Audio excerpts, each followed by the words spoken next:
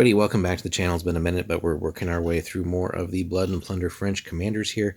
So today we're going to take a look at one of the top tier guys, and that is Lorenz de Graff, 42-pointer, legendary commander, can lead the Flibustier de Graff, his own personal force, French Buccaneers, and French Royal Navy. Now, separately, we've covered all the factions in some detail with a little bit of info on some of the characters that are attached to them for that. But here we're just going to focus specifically on what he brings to the table, not so much a sort of just grand combination of the army, if you're running his personal force, and then and then his rules on top of it. So really just more of a deep dive on him and what he will bring for us. So 42 points. It is going to be on the high end of characters.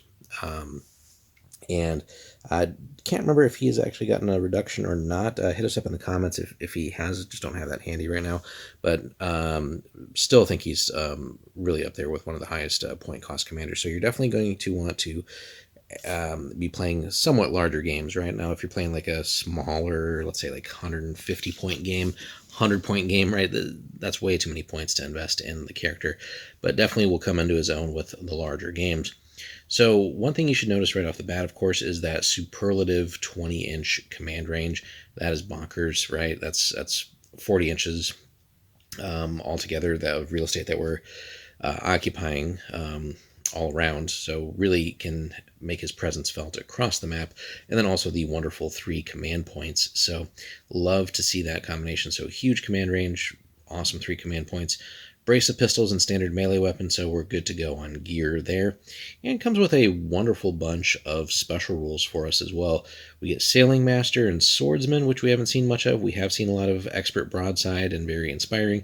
Then we also haven't seen Felicitas yet. So so we're going to take a look here real quick. So, and we definitely should be getting quite a bit for that 40+ point investment here.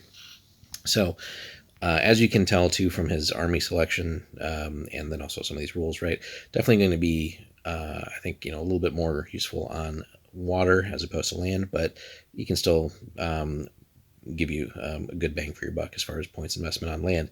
Anyway, Sailing Master. So a unit that includes a Sailing Master may spend an action, little typo on the card there, spend an action to attempt to increase a ship's speed.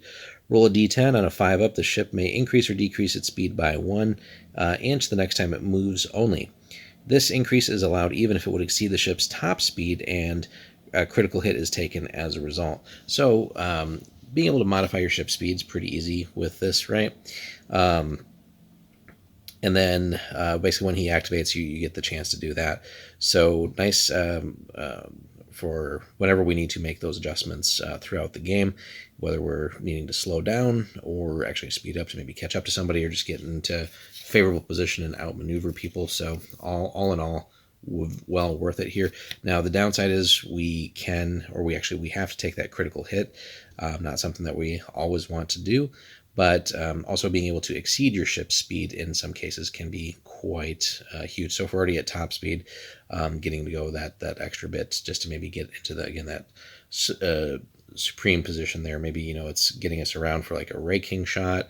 Maybe we just need to close that distance so we can board. So then the crit is hopefully going to be less an issue, right? A lot of situations where that will definitely come in handy, but again, we definitely just want to be careful of, or at least remember that we are going to take that hit.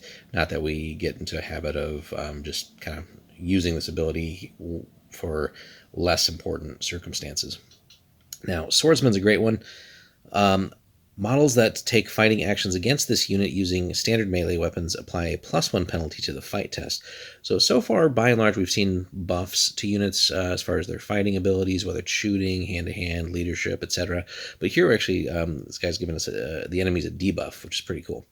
This penalty is only applied to the attacking unit if all the defending units have this special rule. So with that, then we again, if we're getting into like maybe something like a multiple combat, things like that, I think will deactivate this. But if we're forcing, like if the enemy's forced to essentially get into combat with us, whether we've charged them and they've survived and they activate, they're getting that penalty against us. So that can definitely put a hamper on their ability to cause us harm, right? And we definitely want to keep the commander's unit alive as long as possible. So in some cases, getting stuck in with your unit, let's say you put him in like a unit that's very good at close combat.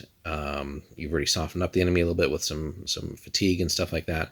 Then giving them this penalty on top of it is just fantastic as well.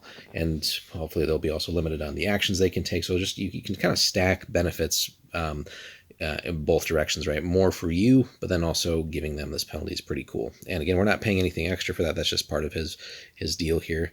Now, expert broadside we've seen a lot, right? So all artillery fired during his activation can be fired simultaneously.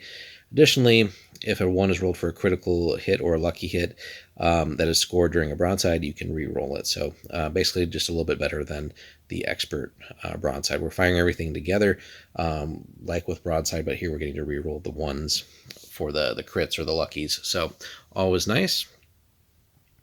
And again, hopefully getting that roll that we want, whatever that may be for the situation, but getting a free reroll without having to burn fortune or command points or other stuff like that is always nice, right?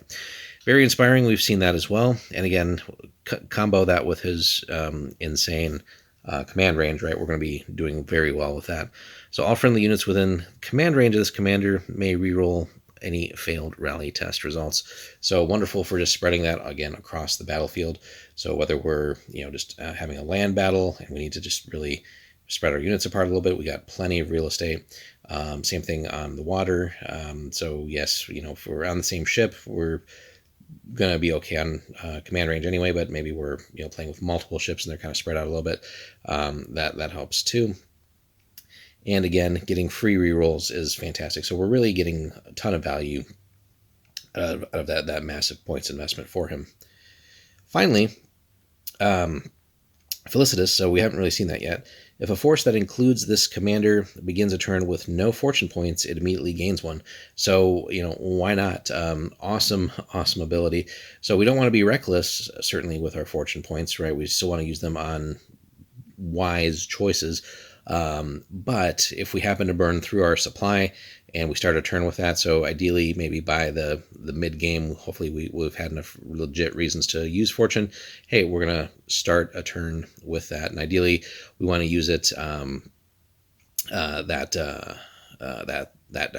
that turn again, so that when we get to another turn, we'll kick this on again. So right, so if we begin a turn with no fortune, immediately gain 1. So just something to keep in mind there. So really, depending on how fast we burn through the fortune too, I mean, yes, theoretically you could burn through all 3 on turn 1, and then for the rest of the turns of the game, just keep getting a fortune each turn. But realistically, we might end up with like 5 or 6 fortune, depending on how we're going. So all in all, fantastic. One of the best characters in the game, I think. We've had 1 game with him so far, and he's done very, very well. It was a land game though, so we just wanted to test that out there. But haven't had a chance to use him on the water yet. If anybody has, hit us up in the comments though, or played against him. But seems to be certainly one of the top commanders, especially if we're running his own personal force too.